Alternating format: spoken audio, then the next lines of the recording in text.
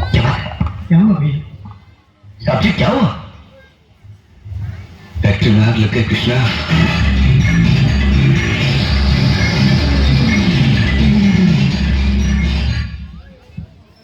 है तो सारी अपनी, कोई चोरी वोरी की तो ना है? नहीं सेठ जी, चोरी की नहीं है, किसी का दिया हुआ तोहफा, किसी के अच्छे वक्त की निशानी है। आज उसी का बुरा वक्त आया है, इसलिए मजबूरन बेच रहा हूं। चलिए ले।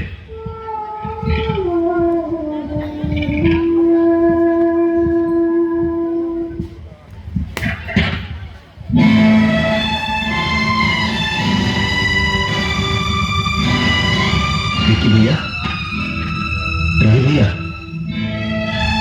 क्या हो रहा है ये सब? क्या चाहिए आप लोगों को हमारे बक्से में से?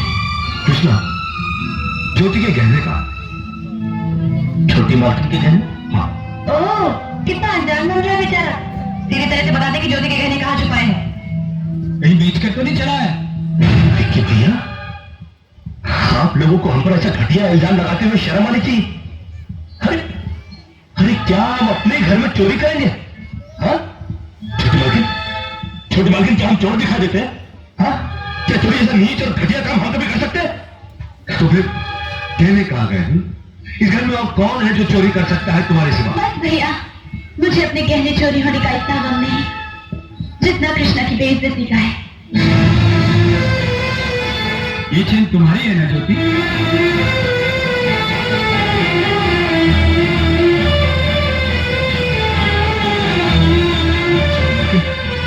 ये हमको नहीं पता कि हमारे बक्से में कैसे पहुंची। हम सच कहते हैं। तो तू कहना क्या चाहता है? हमने से किसी ने ये चेन तेरे बक्से में रख दी? ये इस तरह नहीं मानेगा। फोन करके पुलिस को बुलाओ, वो खुद ही कबूल करवा लेगी। तुम ठीक कह रहे? अरे नहीं नहीं, इस घर में पुलिस नहीं आएगी। छोटी मालकिन ने समझाइए, इस घर में पुलिस आएगी तो इस घर की बड़ी बेइज्जती हो जाएगी। ठहरो, कोई जरूरत नहीं पुलिस को मेरे दरवाजे पर बुलाने की। मगर बड़े भैया ये रवि, मैं अभी तक मारा नहीं हूं। घर की छोटी मोटी उलझने मैं खुद सुलझा सकता हूं। साहब जी ने डांटिए, अभी डांटिए। हर छोटी मालकिन के गहने चोरी हो गए और ये लोग हम पर शक कर रहे हैं। ये लोग सोच रहे हैं कि वो गहना हमने बेचा है।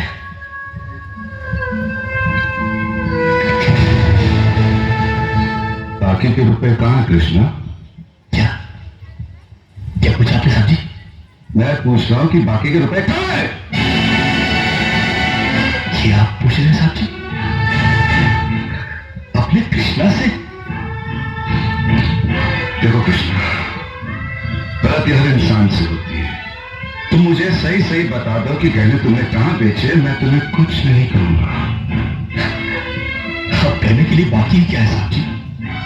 एक छोटा सा सवाल पूछ के आपने बहुत कुछ कह दिया साहब जी। कृष्णा, बात को आगे मत बढ़ो, बात आगे बढ़ चुकी है साहब जी, बात आगे बढ़ चुकी है। अब तो आप पुलिस को ही बुलाइए। वो जो हमें कुत्ते की तरह मार मार के हमसे पूछेगी ना, अब तो हम तभी बताएंगे कि हम मैंने कहां बेच कर आए साहब जी। मत कहो मुझे साहब जी। इसी साहब जी की इज्जत आज तुमने मिट्टी में मिला दी।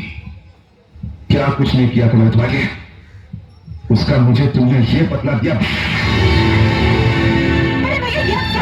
ज्योति,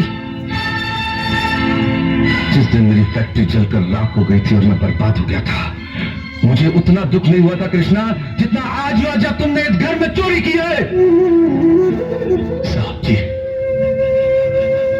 बचपन में जब हमारे माँ बाप मर गए थे ना और हम अनाथ हो गए थे ना, तब भी हमें इतना दुख नहीं हुआ था जितना दुख हमें आज हुआ है जब आपने हमें चोर कहा साहब जी। आपने हमें चोर कैसे कहा साहब जी? और ज्यादा सफाई देने की जरूरत नहीं है। दूर हो जा, मेरी नजरों से दूर हो जा, निकल जा इस घर से। अरे इस घर से क्या, इस गांव को ही छोड़कर चले जाएंगे? अरे मुझ जनात का क्या है, काट लेंगे अपनी जिंदगी कहीं भी। इतने साल इस घर में बेफिक्री से ये समझकर काट लिए कि साहब जी का हाथ है हमारे सर पर। हमको क्या परवाह किसी बात की, मगर नहीं, अब हम जान गए कि इस दुनिया में अनाथ का कोई नहीं होता। हम जा रहे हैं साहब जी और इस घर में कभी नहीं आएंगे। अभी निकल जा। दोबारा इस घर की दहलीज में कदम भी रखा तो मेरा मरा हुआ मुंह देखेगा तू। अरे नहीं नहीं नहीं, मुझ नौकर के लिए अपने दिल को दुख देने की कोई जरूरत नहीं। मैं कदम भी नहीं रखूंगा यहाँ पर, कभी नहीं आऊंगा अभी। उस बात के लिए भैया को गलत मत समझना, उनकी बात को बुरा मत मानना, वो तुम्हें बहुत प्यार करते हैं। हाँ देखा देखा, बहुत प्यार करते हैं मुझसे। कृष्णा, ये क्या हो रहा है? क्यों चिल्ला रहे हो? अरे नहीं नहीं, आप हमसे बात मत करो बड़ी मालकिन। क्यों? अरे हम छोटी मालकिन के सारे गहने चुरा के खा चुके हैं। ये क्या बकवास कर रहे हो? अरे नहीं, हम सच बोल रहे हैं, हम सच बोल रहे हैं। हम चोर है चोर, और आप भी हमसे बात क्या कर रही हो? अब हमको मारो, मारो हमको। कृष्णा, बड़ी मालकिन,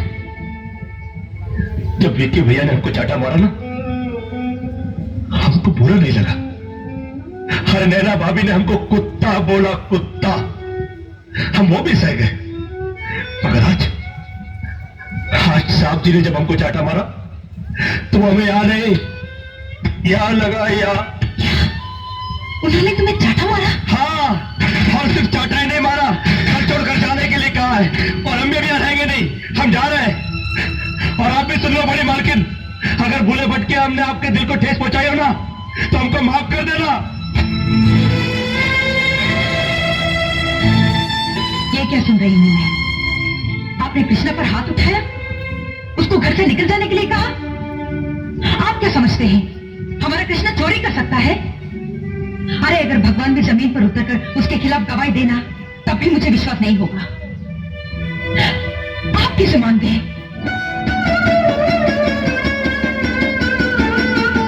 काम का मत मान गया कि कृष्णा ने चोरी की है।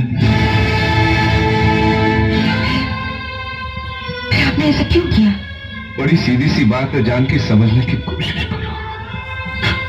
मैं सब कुछ बर्दाश्त कर सकता हूं, लेकिन कृष्णा को कोई कुछ कहता है तो एक तीर सा लग जाता है मेरे दिल में। आज वो तीर पूरी तरह घुस गया है मेरे दिल में, जब लोगों ने उसे चोर का बड़ी मुश्किल से संभाला है मैंने जख्मी दिल को।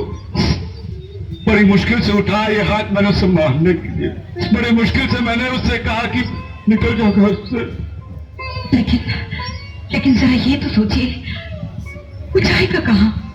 दुनिया बहुत बड़ी है जानकी, कहीं ना कहीं चला जाएगा, और ठोकरे खाने के बाद संभलना भी आ जाएगा। नहीं, मैं उसे दर दर की ठोकरें खाने के लिए नहीं जाने दूंगी। नहीं जानकी, तुमने अभी तक मेरे भाइयों को पहचाना नहीं। तुमने सोचा नहीं है कि मेरे मर जाने के बाद। ऐसा मत कहिए। हाँ जानकी, मेरे मर जाने के बाद इस घर में उस गरीब की क्या हालत करेंगे ये तुमने सोचा नहीं। अरे वो इस घर में रहकर समझ नहीं सकता, क्योंकि उसके दिल में मैल नहीं है। लेकिन उसे भेजना भी है तो ऐसे ही क्यों? दूसरा तरीका उसकी समझ में नहीं आएगा जानकी, और वो हमारा दामन छोड़कर कभी नहीं चल पाएगा। अरे साहब जी, जिन हाथों से मारा उन हाथों से आशीर्वाद तो दे दो। अच्छा बड़े मालकिन, कम से कम तुम तो आशीर्वाद दे दो।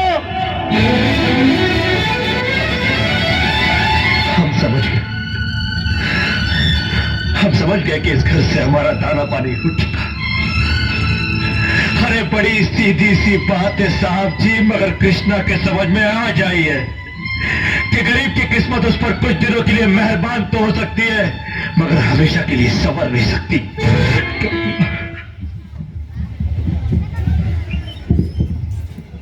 डॉक्टर का क्या बिगड़ता है? वो तो कह के चले गए कि बड़े भैया को अस्पताल में दाखिल करवा दो, लेकिन फीस तो हम लोगों को भरनी पड़ेगी ना। हमारे पास कौन सा रुपयों का पेड़ लगा है जो जाकर तोड़ लाएंगे? भाई लेकिन इलाज करवाना भी तो पड़ेगा। नहीं, उन्हें किसी ना किसी हॉस्पिटल में दाखिल करवाना जरूरी है। लेकिन ये तो जरूरी नहीं कि अस्पताल प्राइवेट ही हो। भाभी ठीक कह रही है भैया, बड़े भैया को किसी खैराती अस्पताल में दाखिल करे देते हैं। हाँ, मतलब तो इलाज सही है, वहां पर भी तो लोगों का इलाज होता ही है। आप लोग बड़े भैया के लिए परेशान मत होइए। मेरे होते हुए ये नौबत कभी नहीं आएगी।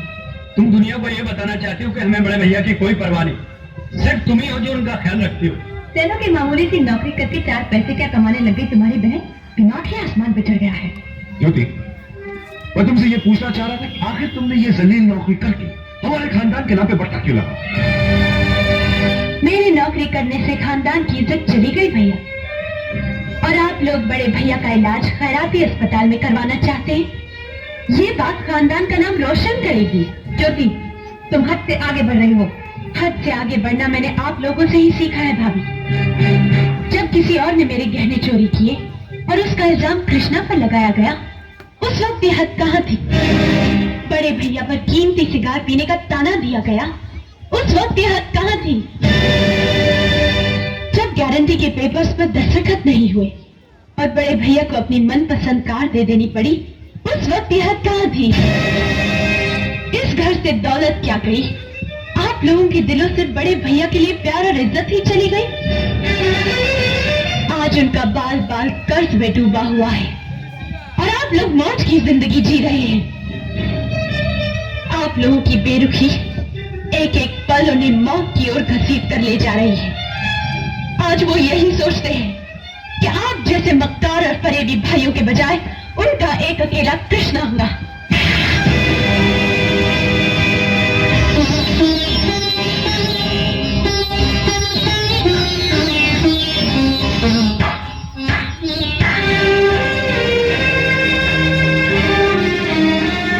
शाबाश रवि, शाबाश, बहुत अच्छा किया।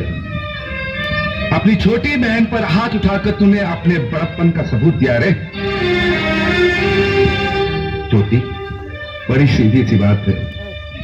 इतने सालों से जिस भाई के हाथों पर तू राखी बांधती चली आ रही है ना, इस थप्पड़ को उस भाई की तरफ से उन राखियों का नजराना समझना तुम।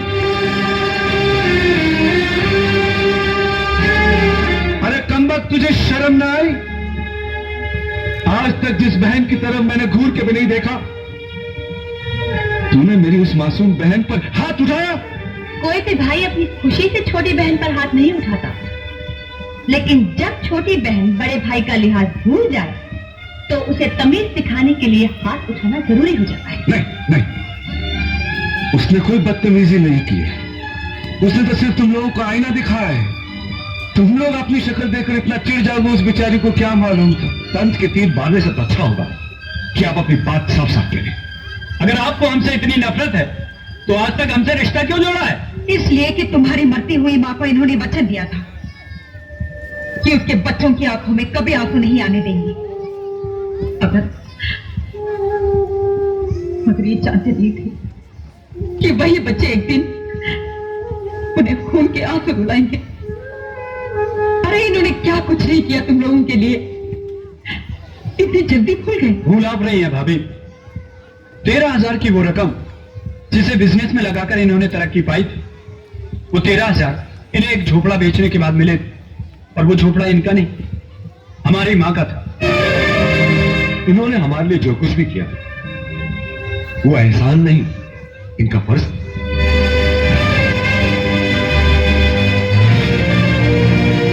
बुरा मत मानिए भाभी, वैसे भी ये लोग जो भी कर रहे हैं आप लोगों के लिए, इस घर के लिए कर रहे हैं। 2 वक्त का खाना तो आप लोग खा लेते हैं, लेकिन कभी ये सोचा है वो खाना किनके रुपयों से आता है? जितना हमसे हो सकता है हम उतना कर रहे हैं भाभी, मगर बड़े भैया हमारा सुकून तो ना छीने। मैं तुम लोगों से कुछ छीनना नहीं चाहता, लेकिन आज सिर्फ एक हक छीन रहा हूं। जानकी,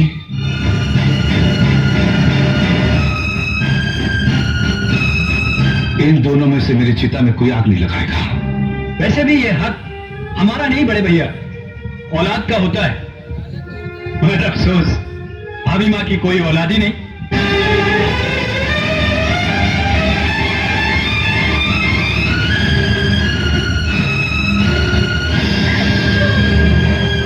और फिर आप हमारे जो भी हैं, मगर है तो सौतेले भाई।